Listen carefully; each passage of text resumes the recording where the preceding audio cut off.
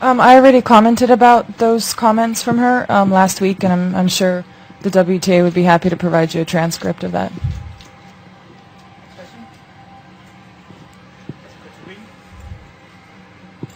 Rima Boudlil from Sport 360. Maria, it seemed that Mirjana was saving a lot of set points and break points towards the second set, but then something flipped. Can you just walk us through the match and how you managed to turn it around like that? Yeah, I'm not quite sure how to describe the match because it feels like it happened so fast, and I thought she played really well, and I mean it was like playing against a human slingshot for a while there. It was just balls were coming so fast and deep, and I mean for a couple of sets I don't believe we had too many rallies over 3 balls. So I wasn't really happy with my percentage of serve in the first couple of sets. I definitely improved that in the third, and I think that really helped me. I got a better read on her serve as well, and she goes for it, and you have to be patient, and sometimes there's not much you can do. Those are great shots on the line. I mean, the break points, I missed a couple of second serve returns. That was obviously an error from my side, but she came up with some great winners, and just got to hand it to her.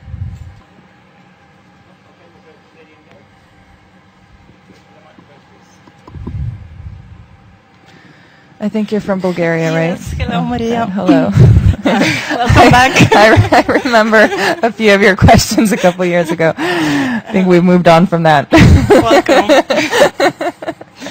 Well, today is different. Okay. I think the crowd was happy to see the fighter like you come back. How do you feel that support of the crowd, and how do you expect the next match, next your opponent? Yeah, I mean, I felt like for first round there was a better crowd than maybe the previous years that I've competed here. In the first few matches, it's it's a little bit quiet. There's kind of an eeriness about the tournament, and the VIP tents are full, but then the courts don't always get the spectators in from the beginning of the match. But I felt like the crowd was it was quite enthusiastic today. A lot of Russians in the crowd as well, so that was nice. And Bulgarians? Okay. Maria, Mike Dixon, the Mail. I think if you win your next round, you kind of are guaranteed pretty much for sure a place at Wimbledon in some shape or form. How much of an incentive is that to sort of take that wildcard thing out of the equation as far as qualifying goes?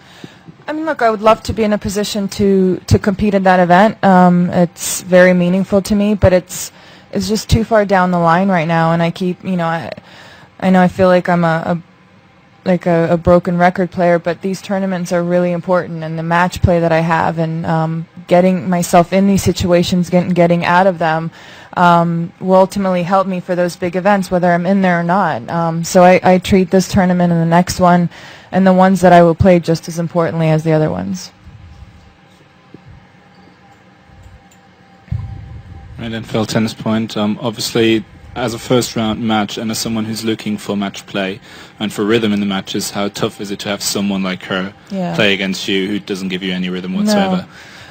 I mean, there's going to be opponents like that, and that's what I, as I said, I wanted matches and I want match play, and these are the types of opponent that challenge you, and there's a reason why that game works for her, and she's been quite solid this year. She's had a great result at the Australian Open, I believe, and and when she's on, she's on. So those are, sometimes you just have to be patient and wait for your chances. And if she can come out and do that for 3 sets, too good.